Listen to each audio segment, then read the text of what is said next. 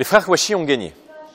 J'aurais aimé ne jamais prononcer cette terrible phrase à l'occasion de l'ouverture du procès des attentats de Charlie, mais la réalité nous y contraint malheureusement. Invité sur CNews il y a quelques jours, j'ai tenu à montrer la une de Charlie où étaient reproduites les caricatures. Aucun de nos concitoyens ne doit oublier que des Français, des journalistes, sont morts en 2015 pour de simples dessins. Je dis que les frères Kouachi ont gagné car ils ont réussi, par la violence et la terreur, à restreindre notre liberté d'expression. Ces dessins, peu de médias, peu de journaux, peu de personnalités politiques ou médiatiques ont osé les publier de nouveau comme l'a fait Charlie. Les frères Kouachi ont gagné parce que plus personne n'osera désormais dessiner Mahomet, n'osera critiquer ou tourner en dérision la religion musulmane. C'est leur victoire à titre posthume, rétablir le délit de blasphème, abrogé en France il y a maintenant près de 140 ans.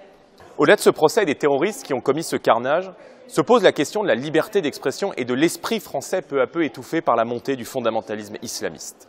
Les manifestations et le slogan « Je suis Charlie » laissaient espérer un sursaut. Nous n'avons eu depuis que davantage de soumission, toujours plus de concessions accordées à ce communautarisme conquérant.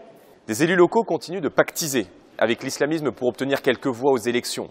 Des dizaines de mosquées radicales continuent d'avoir pignon sur rue. Des sondages effrayants montrent qu'une part importante des jeunes musulmans soutient l'islamisme radical et défie la France et les valeurs de la République. L'islamo-gauchisme progresse, gangrène entièrement certains partis politiques. Les associations, sous couvert de diverses activités, culture, jeunesse, sport, caritatives, ont une arrière-boutique aux visées communautaristes et islamistes. C'est le cas par exemple du collectif contre l'islamophobie en France, le CCIF, qui joue la carte de la respectabilité et qui est en réalité, je l'affirme haut et fort, même s'ils sont procéduriers, un compagnon de route de l'islamisme radical. J'ai interrogé d'ailleurs la Commission européenne à ce sujet car il semble que le CCIF ait bénéficié de soutiens financiers et matériels de l'Union européenne. La Commission est tenue de nous apporter une réponse, je vous la ferai connaître.